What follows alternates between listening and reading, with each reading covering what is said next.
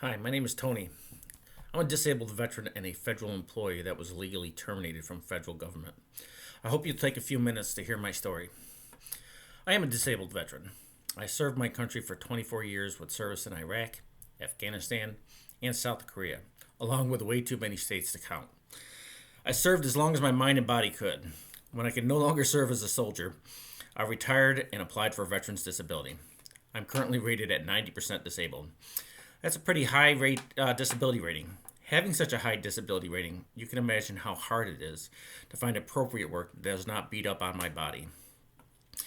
After 6 months of applying to just about every job possible, I was able to land a job with the federal workforce with the Centers for Medicare and Medicaid Services, which I'll just call Medicare for short.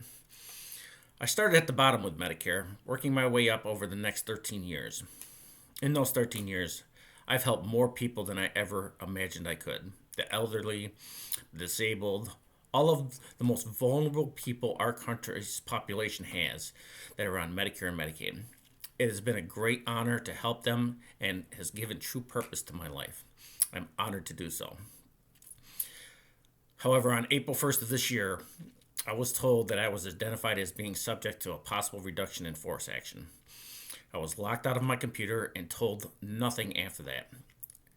After several weeks before anyone could even tell me, it would be several weeks before anyone could even tell me that I was placed on administrative leave. About 3 weeks later, I was told that a formal reduction in force notice was sent to my government work email on April 1st, but that I had not received it. HHS sent that email to my personal address that night, and it was riddled with errors. The letter had tons of errors.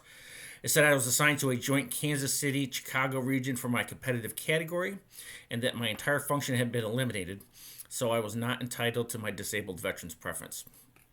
I've never been assigned to any joint Kansas City-Chicago region. In fact, that part of the organization was terminated during a reorganization over a year ago. So I was categorized against a region that does not exist and one that I've never been assigned to anyway. I've received 3 reduction in force letters over the last 4 months, and they all say the same incorrect information. In the part of Medicare that I worked, there are 3 identical sections, value-based group A, B, and C. All 3 have identical functions. So picture 3 boxes. They're all the same. They all do the same jobs. They have no geographic distinctions. Everybody does the same thing. They're just 3 boxes, and they're all the same. Nobody that's assigned to them do things differently. You could be assigned to any part of the country to be in those same boxes, so they're all the same. HHS randomly decided to get rid of Group A and B and keep C. Then they moved people from Group A and B then they moved some people from Group A and B into C and kept C and got rid of A and B. That's important since the last remaining group continues to do the exact same work. My work function has not gone away. And why is that important? Because I should have been categorized with all the people in Group A, B, and C and provided my veteran's preference by law. Again, I'm 90% disabled veteran. It's hard for me to find a job. That's why they have veterans preference. What HHS is doing is completely wrong. It's very difficult. It's tough.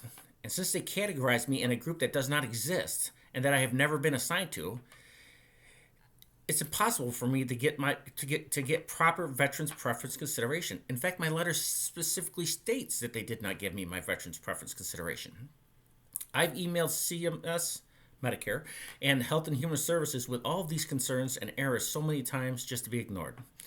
Medicare tells me that HHS is the ones conducting the RIF, so I have to contact them. Health and Human Services has not corrected any of the processes or the letter. So this week on July 14th, Health and Human Services emailed a termination letter, not letters, emails to employee work email accounts at 5 p.m. stating that they were being terminated at the close of the business day. 5 p.m. is the close of the business day. So basically at 5 p.m. they emailed termination emails to employees' email accounts saying that they're being let go at the end of the day. Now, a few things here.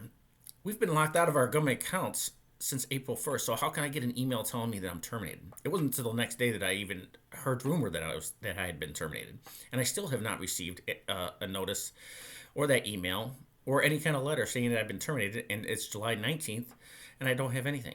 but I'm not getting paid anymore. An email stating that I'm being terminated is not in accordance with the regulations or law. A termination notice has to have specific information such as rights, appeals rights, timelines, severance information, and the email did not have any of that. I've seen some of them up on social media under Reddit. Additionally, a new notice would require time for employees to start administrative leave to take advantage of transition services. Transition services were denied to us when the courts were reviewing the legality of these RIFs, these reduction in forces. In fact, Medicare and Health and Human Services would not respond to our inquiries about these transition services because there was ongoing litigation. They just kept saying we cannot respond while there's litigation ongoing. Now, people, thank you for listening to this. Well, and just a couple quick statements. 99% of federal employees do not make policy. We execute the policy that is dictated to us by the current administration and by Congress. By terminating us, the lower level government employees, and stating that you're draining the swamp, that's not accurate. We're the worker bees. We're the ones that work for you. Every administration is entitled and should be entitled to install their top administrative personnel and dictate the policies that will serve their priorities over the next 4 years.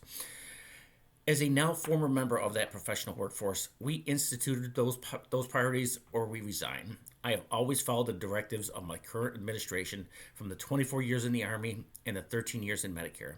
Please don't take out your frustrations from the last administration on the people who had to execute those policies. We execute each president's policies before his, and before the president before them, and the president before them. We execute whatever president's policies there are for us. If we don't like them, we always have the option to resign. I'm 55 years old. I've given my entire adult life to this country, 37 years of service to this country. I joined the Army when I was 18, so I've given all of it to all of you out there. Serving the people is not always easy. But we have been made out to be some lazy, privileged group of people who never do any work. It's not true. If that were true, you would not get your tax returns, your Social Security checks, your kids' education wouldn't be paid for, your parents' Medicare coverage would not be there, your parks wouldn't be cleaned and cared for, and you would not be protected from terrorists all over the world. We work for you, and we care for you. We're not just some lazy people who sit in an office and not do anything. I appreciate you sitting in for these few minutes and taking your time and effort. Thank you and have a great day.